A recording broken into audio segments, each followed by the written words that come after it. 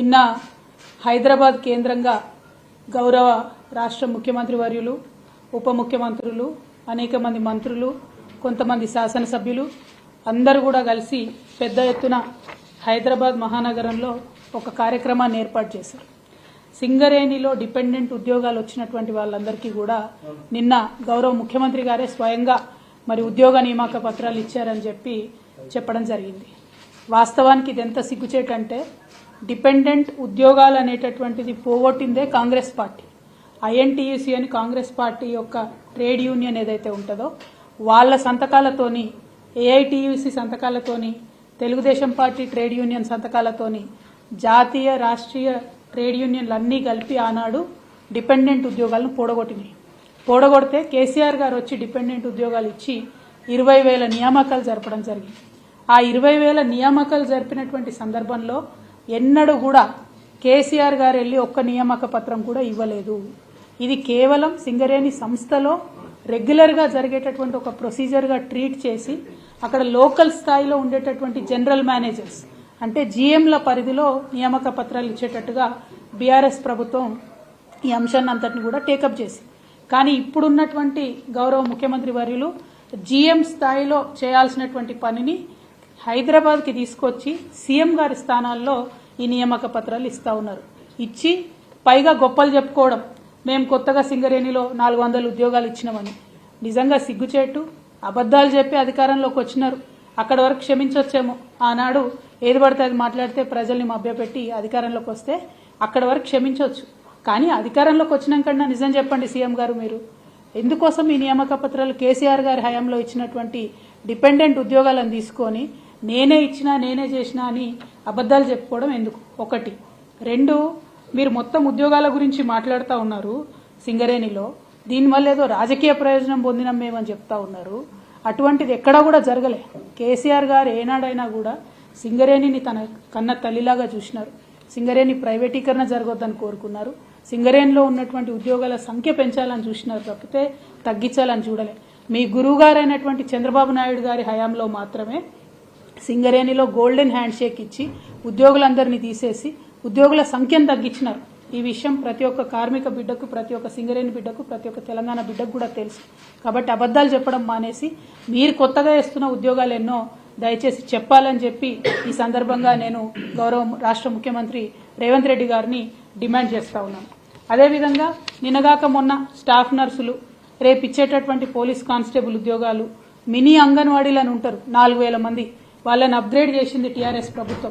ఇవాళ వాళ్ళని ఫోర్స్ చేసి కింద స్థాయిలో ఎక్కడికక్కడ శాసనసభ్యులు పిలిపించుకొని ప్రభుత్వం మారింది, ఇప్పుడు ఎమ్మెల్యేలు వచ్చి మీకు ఇస్తారు నియామక పత్రాలు అని చెప్పి చెప్తున్నటువంటి సందర్భాన్ని ఆ కింద స్థాయిలో ఉండేటటువంటి ఆడబిడ్డలు, మా అంగన్వాడీ అక్క చెల్లెలు చేసి బాధపడుతున్నటువంటి సందర్భం.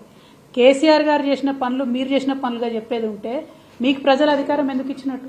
ప్రజలు మీకు అధికారం ఇచ్చిండ్రు కాబట్టి కొత్త పనులు చేయండి, మంచి పనులు చేయండి, ప్రజలకు పనికొచ్చే పనులు చేయండి అని చెప్పి ఈ సందర్భంగా గౌరవ ముఖ్యమంత్రి వర్యులకు మేము సూచన చేస్తా ఉన్నాం. దీంతో పాటు బాగా పెద్ద ఎత్తున కేసీఆర్ గారి ప్రభుత్వాన్ని దూషించడంలో ఇప్పుడున్నటువంటి ముఖ్యమంత్రి గారు ఆనాడు ప్రచారంలో ముందున్నారు. ఆ విషయం ప్రజలందరూ కూడా తెలుసు. చాలా పర్సనల్గా, వ్యక్తిగతంగా కూడా ఆరోపణలు చేసినారు. చేసినటువంటి ఆరోపణలో మహేందర్ రెడ్డి గారని మాజీ డీజీపీ గారు ఉన్నారు. ఆయనను పట్టుకొని ఇప్పుడున్నటువంటి రాష్ట్ర ముఖ్యమంత్రి వర్యులు భయంకరమైనటువంటి పద్ధతిలో ఒక ఆడపిల్లగా నేను ఉచ్చరించడానికి వీల్లేనటువంటి మాటలు కూడా ఆనాడు మహేందర్ రెడ్డి గారిని ఇప్పుడు ముఖ్యమంత్రి గారు మాట్లాడారు. మరి అటువంటి వ్యక్తిని, బీఆర్ఎస్ ప్రభుత్వంలో 5 సంవత్సరాలు డీజీపీగా పనిచేసినటువంటి వ్యక్తిని, బీఆర్ఎస్ తీసుకున్నటువంటి అనేక నిర్ణయాలలో పాత్ర ఉన్నటువంటి ఒక వ్యక్తిని తీసుకొచ్చి ఇవాళ టీఎస్పీఎస్సీ చైర్మన్గా మీరు చేయడం జరిగింది. ఆనాడేమన్నారు? కేసీఆర్ గారు ఎవరన్నా రిటైర్డ్ అధికారులను తీసుకొచ్చి దేనికన్నా సంస్థలు నడపడానికి పెడితే మరి ఉద్యోగాలు పోయిన వాళ్ళని తీసుకొచ్చి ఎందుకు పెడుతున్నారని ఆనాడు క్రిటిసైజ్ చేశారు. ఇప్పుడు మీరు అదే చేస్తూ ఉన్నారు. ఓకే, అక్కడ వరకు ఓకే అనుకుందాం. టీఎస్పీఎస్సీలో 6 మెంబర్స్ ఉంటే ఆనాడు గౌరవ ముఖ్యమంత్రి గారు చేసిన విమర్శ ఏంటంటే రిటైర్డ్ ఉద్యోగులను పెట్టుకున్నారన్నారు. చైర్మన్తోనే దాన్ని తుంగలోకి దొక్కింది. చైర్మన్ కూడా రిటైర్డ్ ఎంప్లాయీ, ఆయనను పెట్టుకున్నారు. తర్వాత యారబాడి రామ్మోహన్ రావు గారు అనేటటువంటి మెంబర్ని వేసిండ్రు. ఆయన అసలు తెలంగాణ ఆయన్నే కాదు. మరి తెలంగాణ బిడ్డలకు ఉద్యోగాలు ఇచ్చే దాంట్లో ఆంధ్ర వ్యక్తిని వేసుకుంటే కరెక్ట్గా ఉద్యోగాలు ఇవ్వగలుగుతాడా లేదా గౌరవ ముఖ్యమంత్రి గారే చెప్పాలి. అట్లనే మేము పొలిటికల్గా ఎవరిని వేయము టీఎస్పీఎస్సీలో అని చెప్పారు. మరి 6వ నంబర్గా అమ్మాయి పాల్వాయి రజనీ కుమారి అనేటటువంటి అమ్మాయి ఉన్నది. ఆమె పొలిటికల్ వింగ్లో అనేక సంవత్సరాలు టీడీపీతో కలిసి పనిచేసినటువంటి వ్యక్తి. మరి ఆమెకి ఇచ్చినారు ఇవాళ. మీరు చేసిన ప్రతి ఒక్క ఆరోపణ మరి మీరు సరిచేయాలి కదా. పోనీ మా ప్రభుత్వం ఆనాడు తప్పు చేసిందని మీరు అన్నారు, ఒక్క నిమిషానికి అది కరెక్ట్ అనుకుంటే మీరు సరిచేయాలి కదా. మీరు సరిచేయకుండా చైర్మన్ నుంచి మొదలు పెడితే మెంబర్ వరకు అన్ని ఉల్లంఘనలు మీరు చేసినారు. ఇవాళ నేను డిమాండ్ చేస్తూ ఉన్నాను. నిన్నగాక మొన్న ఫ్రెష్గా డీజీపీ, మాజీ డీజీపీ, ఇప్పుడు టీఎస్పీఎస్సీ చైర్మన్ మహేందర్ రెడ్డి గారి మీద ఆరోపణలు వచ్చినాయి. ఏమని? 1,00,00,000 కోట్ల రూపాయలు సంపాదించుకున్నారు మహేందర్ రెడ్డి గారు అని అవినీతి ఆరోపణలు వచ్చినాయి. ఇవాళ నేను రేవంత్ రెడ్డి గారిని డిమాండ్ చేస్తూ ఉన్నాను, గౌరవ ముఖ్యమంత్రి గారిని డిమాండ్ చేస్తూ ఉన్నాను, తక్షణమే మహేందర్ రెడ్డి గారిని టీఎస్పీఎస్సీ చైర్మన్గా తొలగించాలి, జ్యుడిషియల్ ఎంక్వైరీ ఆయన మీద వేయాలని చెప్పి డిమాండ్ చేస్తూ ఉన్నాను. ఇదే డిమాండ్తోని త్వరలో గవర్నర్ గారిని కూడా మేము రిక్వెస్ట్ చేస్తాం. ఎందుకంటే టీఎస్పీఎస్సీని ఇంపీచ్ చేయాల్సి వస్తుంది, రద్దు చేయాల్సి వస్తుంది తప్పితే వాళ్ళంతటి వాళ్ళు రిసిగ్నేషన్ చేసినా ఒప్పుకునే పరిస్థితి ఉండదు. జటిలమైనటువంటి ప్రక్రియ. నా బాధ ఏంటంటే టీఎస్పీఎస్సీ బాలేదు, మేమేదో నిరుద్యోగులకు అన్యాయం చేసినామని ప్రచారం చేసుకొని వాళ్ళ ప్రభుత్వంలోకి వచ్చినటువంటి మీరు మరి ఒక అవినీతిపరుడైనటువంటి వ్యక్తి అనే ఆరోపణలు వస్తున్నటువంటి వ్యక్తి చైర్మన్గా, మా ప్రభుత్వంలో 5 సంవత్సరాలు డీజీపీగా పనిచేసినటువంటి వ్యక్తిని చైర్మన్గా వేసుకొని, ఆంధ్రోళ్లను మెంబర్లుగా వేసుకొని, పొలిటీషియన్స్ని మెంబర్లుగా వేసుకొని తెలంగాణ యువకులకు ఎట్లా న్యాయం చేస్తారు ఇవాళ మీరు చెప్పాలి. ఎందుకంటే మీరు డిసెంబర్ లోపల 2 లక్షల ఉద్యోగాలు ఇస్తా అన్నారు. కేవలం 60 మాత్రమే మీరు కొత్తగా నోటిఫై చేసిన ఉద్యోగాలు ఇస్తున్నారు తప్పితే మిగతా అన్ని పాతై ఇదివరకే కేసీఆర్ గారు ఇచ్చినటువంటి ఉద్యోగాలనే మళ్ళీ కొత్తగా నేను ఇస్తున్నాను ప్రకటించుకుంటున్నారు. నిన్న సింగరేణులు ఇచ్చిన 400 అంతే, అంగన్వాడీలను అప్గ్రేడ్ చేసిన మినీ అంగన్వాడీలను అంతే, స్టాఫ్ నర్సులను అంతే, రేపు రాబోయే 15,000 కానిస్టేబుల్ ఉద్యోగాలు కూడా కేసీఆర్ గారు నోటిఫై చేసినాయి. సో మీరు చెయ్యని పనులు మీరు చేసినట్టుగా క్రెడిట్ తీసుకోవడం ఆపేసి మీరు సక్రమంగా నిర్వహిస్తానని చెప్పి ప్రజలకు వాగ్దానంలో చేసి అధికారంలోకి ఏదైతే వచ్చారో దాన్ని సరిచేయమని చెప్పి నేను డిమాండ్ చేస్తూ తప్పకుండా మహేందర్ రెడ్డి గారి మీద జ్యుడిషియల్ ఎంక్వైరీ వేయాలని చెప్పి నేను డిమాండ్ చేస్తూ ఉన్నాను. దీంతో పాటు ఇంకా విద్యుత్ సంస్థ అత్యంత కీలకమైనటువంటి సంస్థ. ఆ విద్యుత్ సంస్థలో కూడా మీరు మొత్తం ఆంధ్రోలోనే నింపారు. 4 డైరెక్టర్లు ఉంటే 3 ఆంధ్రోలు ఉన్నారు విద్యుత్ సంస్థలో. దాని పర్యవసానం ఏం జరుగుతుంది? ఇవాళ హైదరాబాద్లో గచ్చిబౌలిలో బంజారాహిల్స్లో 4 గంటలు కరెంటు పోతుంది.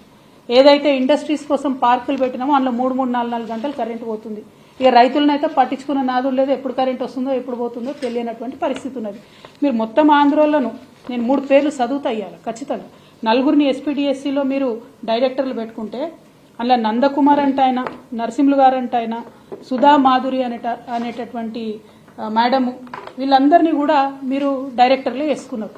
వీళ్లను ఆంధ్రోలను డైరెక్టర్లు వేయడానికి 7 సీనియారిటీ ఉన్నటువంటి తెలంగాణ వాళ్ళను పక్కన పెట్టి ధర్మాధికారి కమిషన్ ఇచ్చినటువంటి రిపోర్టుని మీరు ఆసరాగా చూపించి ఒక సాకుగా చూపించి ఇవాళ ఆంధ్రోలను తీసుకొచ్చి తెలంగాణ కరెంటు మలిపోయే విషయంలో మీరు ఊసబెట్టిరు. మరి కరెంట్ ఎట్లా వస్తుందండి? ఎట్లుంటుంది? తెలంగాణ ప్రయోజనాల మీద వాళ్ళకి ఏం ఇంట్రెస్ట్ ఉంటుంది? ఇదివరకు కేసీఆర్ గారు ఉన్నప్పుడు ఒక్క నిమిషం అన్న కరెంటు పోయిందా? ఇలా హైదరాబాద్ మహానగరంలో విశ్వనగరం చేద్దాం అనుకున్న దగ్గర 3-4 గంటలు కరెంటు పోతుందంటే దీని వెనుక ఆంధ్ర కుట్ర లేదా? మీలో ఉన్నటువంటి పచ్చ రక్తం మీ చేత ఈ పని చేపిస్తలేదా అనేటటువంటి అంశాన్ని గౌరవ ముఖ్యమంత్రి గారిని నేను ఇవాళ సూటిగా ప్రశ్నిస్తా ఉన్నాను. సరే, ఇవి ప్రభుత్వ సంస్థలు. ఇక ఇంకా కామెడీ ఏంటంటే ఇప్పుడున్నటువంటి గౌరవ ముఖ్యమంత్రి గారే అసలు అడ్వైజర్లే ఉండొద్దు అని కోర్టుకు పోయి కేసులు వేసిండ్రు. ఎవరు ఉండొద్దట అడ్వైజర్లు రాష్ట్రంలో, వాళ్ళు వేస్ట్, వాళ్ళేం అడ్వైజులు ఇస్తారని చెప్పారు. మరి ఇవాళ మీరు ప్రభుత్వంలోకి వచ్చినాక ఎంతమందిని అడ్వైజర్లుగా పెట్టుకున్నారండి? మీరు పొలిటికల్ రీహాబిలిటేషన్ కోసం పెట్టుకున్నటువంటి అంశాలు కాదా? సరే పోనీ పొలిటీషియన్స్ని అడ్వైజర్లో పెట్టుకున్నారంటే నాయకులు కాబట్టి వాళ్ళకి అవగాహన ఉంటారు కాబట్టి, ఇప్పుడు మా షబ్బీర్ అన్న ఉన్నాడు, ఇటువంటి వాళ్ళని అడ్వైజర్లుగా పెట్టుకుంటే మంచిదే డెఫినెట్గా. కానీ అసెంబ్లీలో, తెలంగాణ అసెంబ్లీలో ఆయన ఆంధ్ర ఆయననే అంటారు, మరి ఈయన ఎవరో నాకు తెలియదు, ప్రసన్న కుమార్ గారు, ఈయన అసలు ఎక్కడ కూడా ప్రభుత్వంలో పనిచేయలే, జీవిత పర్యంతం ఢిల్లీలో ఎవరో జడ్జి గారి దగ్గర పనిచేసిండట. మరి ఈయనను తీసుకొచ్చి లేని కొత్త పోస్టును క్రియేట్ చేసి ఇలా అసెంబ్లీలో ప్రసన్న కుమార్ అనేట ఆయనని అడ్వైజర్గా పెట్టుకున్నారు. మరి ఈయన ఏం అడ్వైజులు ఇస్తాడు? దేనికోసం అడ్వైజ్ ఇస్తాడు? లేని కొత్త పోస్ట్ ఎందుకు క్రియేట్ చేసిరు? మీరు ప్రజాధనాన్ని ఎవరి కోసం వినియోగం చేస్తున్నారు మీరు? అంటే అక్కడ నుండి వచ్చేటటువంటి పచ్చ అంకుల్ డైరెక్షన్లో మరి ఇది నడుస్తున్నదా తెలంగాణ? ఒక్కొక్కటిగా తెలంగాణ అసెంబ్లీని, తెలంగాణ విద్యుత్ సంస్థల్ని అన్నిటినీ కబ్జా పెడదామనా? పెట్టడం ద్వారా నష్టం ఎవరికి జరుగుతుంది? ఇలా కరెంట్ ఆఫీస్లో 3 ఆంధ్రోళ్ళు ఉంటే మనకు 3 గంటలు కరెంట్ పోతుంది. రేపు అసెంబ్లీలో ఆంధ్ర అడ్వైజర్లు ఉంటే మరి ఏం జరుగుతుంది? దయచేసి తెలంగాణ ప్రజలు ఒకసారి ఆలోచించాలి. ఇక రేవంత్ రెడ్డి గారు ఇంకా దారుణం ఏంటంటే వ్యక్తిగతంగా ఓటుకు నోటు కేసు ఆయనది ఏదైతే ఉందో దానిని వాదించినటువంటి లాయర్లు ఒక మేడం పేరు దేవనా సేగల్, ఇంకో 2 ఆడపిల్లలు ఉన్నారు, అట్లనే తేరా రమాకాంత్ రెడ్డి గారు, అట్లనే ఇంకా ఆయన ప్రభుత్వంలోకి రాకముందు అప్పుడు కేసీఆర్ గారి ప్రభుత్వం చేపట్టినటువంటి ప్రాజెక్టులను ఆపడానికి చచ్చిపోయిన వాళ్ళ పేరు మీద దొంగ కేసులు వేసినటువంటి ఇంకొక వ్యక్తికి, ఇట్లాంటి వాళ్ళందరినీ కూడా సుప్రీంకోర్టులో ఇలా అడ్వకేట్ ఆన్ రికార్డు పెట్టారు. అంటే మొన్నటిదాకా రేవంత్ రెడ్డి గారు జేబులోకి వెళ్ళి జీతం ఇచ్చిరు వీళ్లకు. ఇవాళ మన తెలంగాణ బిడ్డల రక్తం స్వేదం మనం కట్టే ట్యాక్స్ మన తెలంగాణ ప్రభుత్వ ఖజానా నుంచి ఆయన ఓటుకు నేటు కేసు వాదించిన మొత్తం టీం అంతటిని కూడా సుప్రీంకోర్టులో పోయి నింపుకున్నారు. మరి ఇదేం పద్ధతి? ఇదేం న్యాయం? ఎవరు లేరా ఇంకా కొత్త వాళ్ళు, న్యూట్రల్గా ఉండేవాళ్ళు, తెలంగాణ రాష్ట్ర ప్రభుత్వ ప్రయోజనాల కోసం పనిచేసే వాళ్ళు ఎవరు లేరా? మీ ఓటుకు నేటు కేసుని మీ ప్రైవేట్ టీంని తీసుకుపోయి అలా సుప్రీంకోర్టులో పెడితే నిజంగా కాంగ్రెస్ పార్టీలో ఇంతమంది సీనియర్ నాయకులు ఉన్నారు, ఒక్కరు కూడా ప్రశ్నించకపోవడం చాలా దారుణం. ఇది తెలంగాణ ప్రజల యొక్క డబ్బును సొమ్మును దుర్వినియోగం చేయడం తప్పితే ఇంకొకటి కాదు అని చెప్పి మేము తెలియజేస్తూ ఫైనల్గా గౌరవ ముఖ్యమంత్రి వర్యులు రేవంత్ రెడ్డి గారు మీరు చెప్పినటువంటి నీతి వాక్యాలను మీరు పాటిస్తే బాగుంటుంది. ఉద్యోగాల విషయంలో మీరు అడ్డంగా అబద్దాలు ఆడారు. ఉద్యోగాల విషయంలో కేసీఆర్ గారిని బద్నాం చేసే ప్రయత్నం చేసిండ్రు. ఇప్పుడు మీరు వేసినటువంటి టీఎస్పీఎస్సీ నిజంగా మీకు చిత్తశుద్ధి ఉంటే, నిజంగా మీకు అవినీతి మరక అంటొద్దని మీరు అనుకుంటే తక్షణమే మహేందర్ రెడ్డి గారిని తీసేసి ఎంక్వైరీ వేయండి. అవినీతి జరిగింది వాస్తవమా కాదా ప్రజలకు తెలియజేయండి.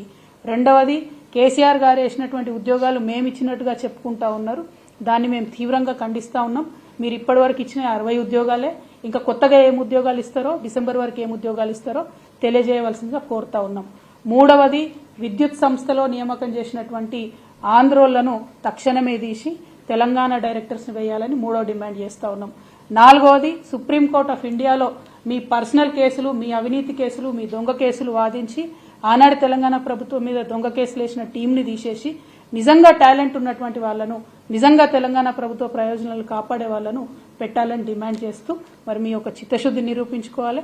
మీరు ఇన్ని రోజులు చేసినటువంటి ఆరోపణలను దాన్నన్నింటినీ కూడా తప్పని నిరూపించే విధంగా ఉన్నటువంటి మీ వ్యవహారాన్ని సరిదిద్దుకోవాలని సూచన చేస్తా ఉన్నాం. Thank you. జై తెలంగాణ. గత 10 ఏళ్లలో ఎప్పుడూ లేనటువంటి విధంగా రాష్ట్ర గీతాన్ని జై జై హే తెలంగాణను అధికారికంగా గుర్తిస్తున్నామని కూడా చెప్పారు. అంతేకాకుండా మన రాష్ట్రానికి సంబంధించినటువంటి చిహ్నం కావచ్చు, లేకపోతే తెలంగాణ తల్లి విగ్రహాన్ని కూడా మార్పు చేస్తున్నాం. ఈ పరిణామాలన్నింటినీ మీరు ఎట్లా చూస్తారు? అంటే మన గౌరవ ముఖ్యమంత్రి గారు మొదట ఎప్పుడన్నా నిజంగా గుండెల మీద చేసుకొని జై తెలంగాణ అంటేనేమో ఆయన ఇవన్నీ చేసే అవకాశాలు, ఆయన ఇవన్నీ చేసే అర్హత ఉంటుంది. ఆయన ఎప్పుడన్నా జై తెలంగాణ అన్నాడా? జై తెలంగాణ అన్నోళ్ళ మీద గన్ను పట్టుకుని తిరిగిన మనిషి. ఏదో మన ప్రజలు మంచోళ్ళు కాబట్టి ఇసొంటోళ్ళకు కూడా ఒకసారి అవకాశం ఇద్దామని ఇచ్చిరు కానీ ఆయన జై తెలంగాణ అని ఇంతవరకు అనలేదు. ఆయన రాష్ట్ర గీతం గురించి మాట్లాడడం, తెలంగాణ తల్లి గురించి మాట్లాడడం చాలా హాస్యాస్పదంగా ఉంది. బట్ ఎనీవే, ఒక్కటి ఈ సందర్భంగా నేను ముఖ్యంగా రాష్ట్రంలో ఉన్నటువంటి కళాకారులకు, తెలంగాణ బిడ్డలకు విజ్ఞప్తి చేసేది ఏంటంటే, కేసీఆర్ గారు ఏదన్నా పని చేస్తే దాని వెనుక ఎంత బలమైన కారణం ఉంటుందో, ఏదన్నా పని చేయకపోతే అంతకన్నా బలమైన కారణం ఉంటుంది. రాష్ట్ర గీతం దగ్గర పంచాయతీ షురు అయింది. ఇదంతా రాష్ట్ర గీతం అనేటటువంటిది కాన్స్టిట్యూషన్లో ఎక్కడ చెప్పలేదు. ఈ యొక్క రాష్ట్రానికి ఒక జెండా ఉండడం, రాష్ట్రానికి ఒక గీతం ఉండడం అన్నటువంటిది కాన్స్టిట్యూషన్లో ఎక్కడ చెప్పలేదు. ఒక 2 రాష్ట్రాలు ప్రయత్నం చేసినాయి, జమ్మూ కాశ్మీర్ ఒకటి, కర్ణాటక ఒకటి. ఆ ప్రయత్నం చేస్తే ఫెడరలిజంకు ముప్పు వాటిల్తుందని సుప్రీంకోర్టు దాకా పోయినా కూడా వాళ్ళు పర్మిషన్ ఇవ్వనటువంటి పరిస్థితి. ఆ కొత్త కాంట్రవర్సీ కొత్త రాష్ట్రానికి ఎందుకు పెట్టాలన్న ఉద్దేశంతో కేసీఆర్ గారు అటువైపు వెళ్ళలేదు. నేను కూడా తెలంగాణ సగటు ఆడబిడ్డనే కదా, నేను ఎట్లుంటాను, మిగతా ఆడబిడ్డలు ఎట్లుంటారు మా తెలంగాణ వాళ్ళు, గట్లే తెలంగాణ తల్లి ఉంటుంది. ఇక అన్ని అపోహలకు పోయి పర్సనల్గా కేసీఆర్ గారి కుటుంబం అంటే విద్వేషం పెట్టుకొని నిర్ణయాలు తీసుకుంటే ప్రజలు ఆలోచన చేస్తారు. నా రిక్వెస్ట్ ఏంటంటే ఇవన్నీ చిన్న చిన్న ఆరోపణలు పక్కన పెడితే కేసీఆర్ గారు చేయని పనుల వెనుక కూడా కారణాలు ఉంటాయన్న విషయం తెలంగాణ కళాకారులు, కవులు, రచయితలు కూడా దయచేసి గుర్తించాలని చెప్పి నేను కోరుతూ, ముందుగా మన ముఖ్యమంత్రి గారు తెలంగాణ రాష్ట్ర ముఖ్యమంత్రి గారు కాబట్టి ఎప్పుడన్నా ఒకసారి అసెంబ్లీ ప్రారంభంలోనో అఫీషియల్ కార్యక్రమాల్లోనో జై తెలంగాణ అంటే కొంచెం తృప్తిగా ఉంటుంది తెలంగాణ ప్రజలకి. Thank you. మేడం, జై తెలంగాణ. మాజీ డీజీపీ మహేందర్ రెడ్డి మీ హయాంలో కూడా పనిచేశారు. ఇప్పుడు అవినీతి ఆరోపణలు వస్తున్నాయి. అంటే మీ హయాంలోనే అవినీతి జరిగింది అనుకోవచ్చు. నేనేమంటున్నామ్మా అంటే ఆరోపణలు మేము ఎప్పుడు చేయలే మహేందర్ రెడ్డి గారి మీద. మేము ఎప్పుడు మహేందర్ రెడ్డి గారిని ఒక చిన్న పల్లెత్తు మాటలే. మహేందర్ రెడ్డి గారిని ఇక్కడ మీరు నేను మాట్లాడుకోలేనంత భయంకరమైన భాషలో దూషించింది ఇప్పుడున్నటువంటి గౌరవ ముఖ్యమంత్రి గారే. రైట్, అంత దూషించి వీరే తీసుకొచ్చి టీఎస్పీఎస్సీ చైర్మన్గా చేశారు. ఇప్పుడు ఇంకొక లాయర్ ఎవరో వచ్చి అవినీతి జరిగింది అంటారు. మరి ఈ వైరుధ్యాన్ని ఎట్లా చూడాలి? ప్రజలకైతే ఒక క్లారిటీ రావాలి కదా. పోనీ మేము అవినీతి చేసినామన్నారు, మరి మా హయాంలో ఆయన ఉన్నాడు కదా 5 ఏళ్ళు.